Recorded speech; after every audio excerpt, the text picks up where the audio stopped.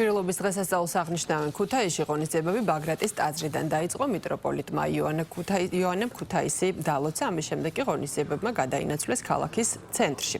ვერიკოს ბაღში გამოიფინა მეწარმეების ნამუშევრები და ხელნაკეთი ნივთები, დღესვე დაგეგმილია მდინარე რიონზე ჯომარტობა. დღის ბოლოს საპატიო ქუთაისელებს დააჯილდოვებენ, საღამოს კი თბილისის ბიგ ბენდი კონცერტს ჩაატარებს.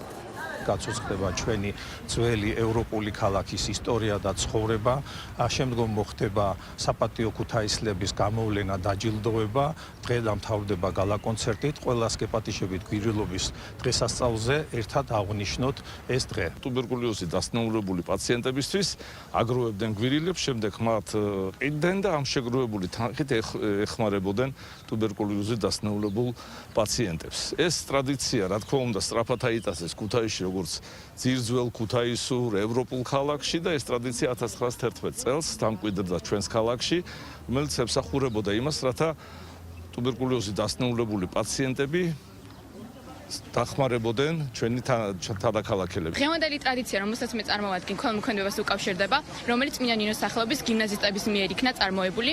იგი დაიწყო ჯერ კიდევ წინა საუკუნეში და გრძელდება დღემდე. ჩემთვის ძალიან საყვარელი დღე არის, აი ქუთაისობას, ყველა ქუთაისელი მზე იმოგთ ერთად და გვიხარია, უზიარებთ ერთმანეთს ამ ემოციებს.